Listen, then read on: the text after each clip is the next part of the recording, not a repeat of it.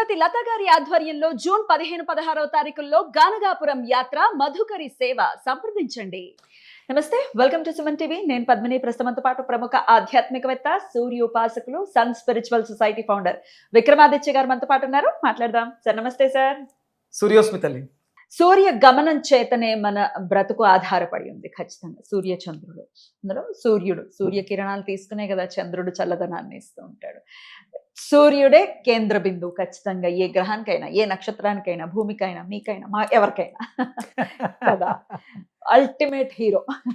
ఆయన చుట్టూనే ఏదైనా తిరగాలి, ఆయన స్థిరంగా అక్కడ ఉంటారు. అయితే ఈ రాశి సంచారం గురించి నేను ఒక్కసారి ఈరోజు మాట్లాడాలనుకుంటున్నాను. ఇప్పుడు వృషభ రాశిలో ఆయన సంచరిస్తున్నాడు. రోహిణి కార్తె ఇవాళ నుంచే ప్రారంభమైంది సార్. అయితే 30 డిగ్రీల్లో ఆయన ప్రయాణం జరుగుతూ ఉంటుంది. రోజుకు 1 డిగ్రీ మారుతూ ఉంటుంది కదా. ఈ 14 డిగ్రీస్ వచ్చినప్పుడు ఒక ప్రత్యేకత ఉంటుంది. 13 to 14 డిగ్రీస్లో ఆయన ఉన్నప్పుడు ఒక ప్రత్యేకత ఉంటుంది అని వినటం జరిగింది. దీని గురించి ఒకసారి మీ ద్వారా వివరణ తెలుసుకోవాలనుకుంటున్నాను. అలాగే ఆయన ఆ డిగ్రీలో ఉన్నప్పుడు ఇచ్చేటటువంటి ఫలితం ఏంటి, మనం ఎట్లా యూటిలైజ్ చేసుకోవాలి ఆయన అనుగ్రహాన్ని పొందటానికి మీ ద్వారా? అద్భుతం అమ్మా. నిజంగా కొన్ని నా జీవితంలో ఎందుకు జరిగినాయి అంటే నిజంగా నాది కారణ జన్మేమో అనిపిస్తుంది. ఇప్పుడు మీరు మాట్లాడిన ఈ మే 28వ తారీఖు, 28, 29 తారీఖుల్లో వృషభంలో రవి సంచారం రోహిణీ నక్షత్రం మీద డిగ్రీస్ వైజ్గా తీసుకుంటే, పాదాలు మారుతూ డిగ్రీస్ వైజ్గా తీసుకుంటే 13, 14 డిగ్రీల మీద సంచారం. ఇది వృషభంలో జరుగుతుంది. వృషభం మనకి ధనస్థానం, కుటుంబ స్థానం, వాక్కు స్థానం, ఇంకా ఇంకా ఈ మూడే తెలుసు. వృద్ధి కూడా, సంపద వృద్ధి, వసుధ వసుధ. అంటే ఇక్కడ గురువుగారు శివన్ సుబ్రహ్మణ్యం గారు తన రాసిన రెమెడీలో ఈ మే 28 గురించి అంటే రాశారు. ఇంకోటి నేను నా సంకల్పం అన్నాను కదా, నా జన్మ మే 28 నా జీవితంలో లక్ష్మీదేవి ప్రవేశించి అడుగుపెట్టినటువంటి రోజు. ఎలా భవానీ గారు నా జీవితంలో అడుగుపెట్టిన రోజు. Happy wedding anniversary. మే 28 మా పెళ్లి రోజు. చాలా చాలా అంటే చాలా విశేషం. ఆ రోజు అంటే అప్పుడు నాకు తెలియదు. ఈ తర్వాత ఇప్పుడు ఇవాళ మనం మాట్లాడుతున్నప్పుడు మే 28 అంటే లాస్ట్ ఇయర్ మే 28కి నేను కోనార్క్లో ఉన్నాను.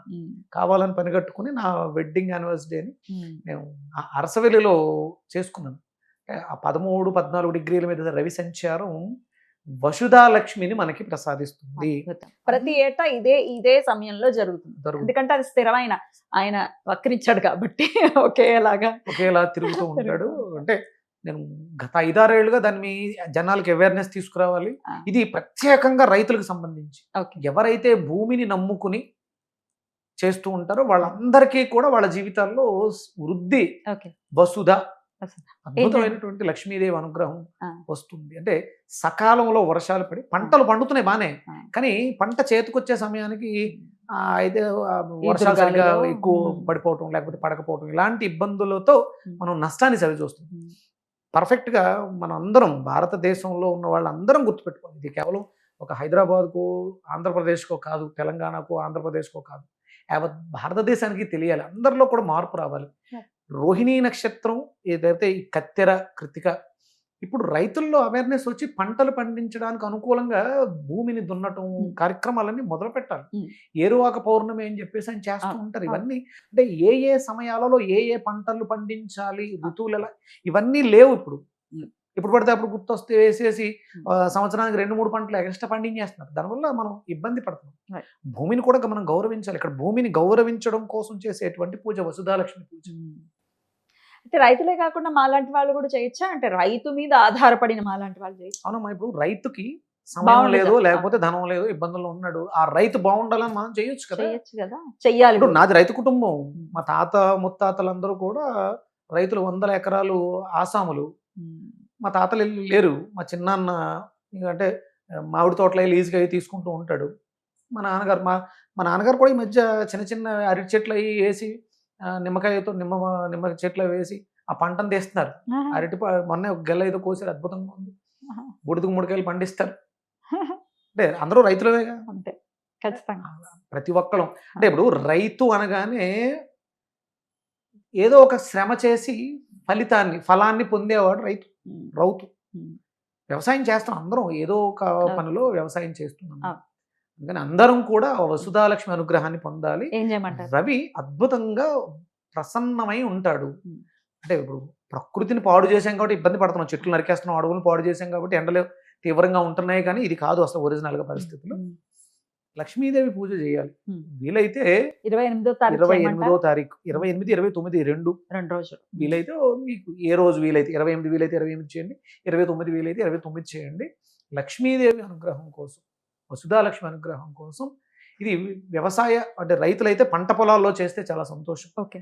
అంటే చెప్పడానికి చాలా పెద్ద ఉంటుంది, కానీ లక్ష్మీ గణపతి హోమం, మహాలక్ష్మి హోమం, లక్ష్మీ హోమం, ఇక పరమాన్నాన్ని హవిస్సుగా నివేదన చేయటం, స్వచ్ఛమైనటువంటి ఆవు నెయ్యితో, మోదుగా సమిదలు, రావి సమిదలతో హవనం చేయొచ్చు.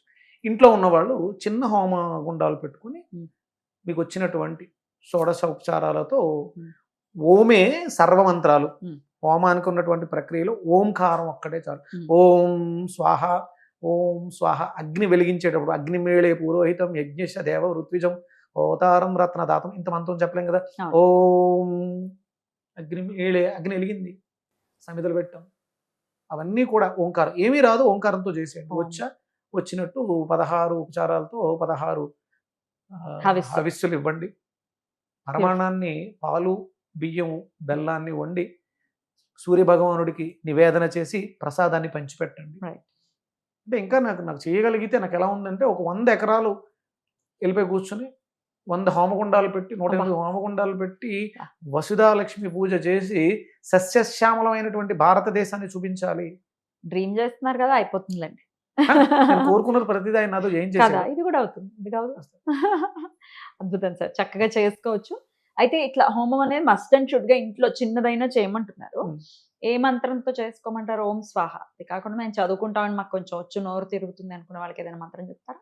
మంత్రం లక్ష్మీ మంత్రాన్ని చేసుకోవచ్చు. లక్ష్మీ మనం అంటే ఇప్పుడు ఇక్కడ వసుధాలక్ష్మి అన్నాం కాబట్టి మనం చెప్పినటువంటి భాగ్య సూక్తం మీరు ఒకసారి మళ్ళీ అది డిస్క్రిప్షన్ లో ఇవ్వండి.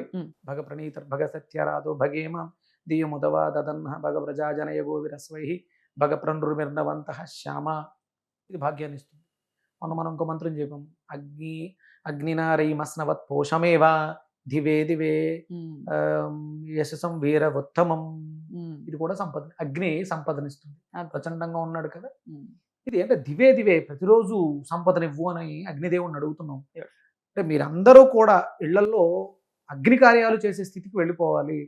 ప్రతి వాళ్ళ ఇంట్లోనూ ఆవు నెయ్యి పుష్కలంగా ఉంది అంటే గో సంపద ఉంది అనే స్థితికి మనం వెళ్ళిపోవాలని నేను కోరుకుంటున్నాను. అగ్ని కార్యం జరగటం అనేది నిజంగా అది ఒక సుకృతం. అయితే ప్రతిరోజు మన ఇళ్లలో అగ్ని కార్యం జరుగుతోంది. స్టవ్ దగ్గరికి వెళ్ళి వంట చేస్తున్నాం, స్నానాలు చేయకుండా చేస్తే బాగుంటుంది, అంతే కదా.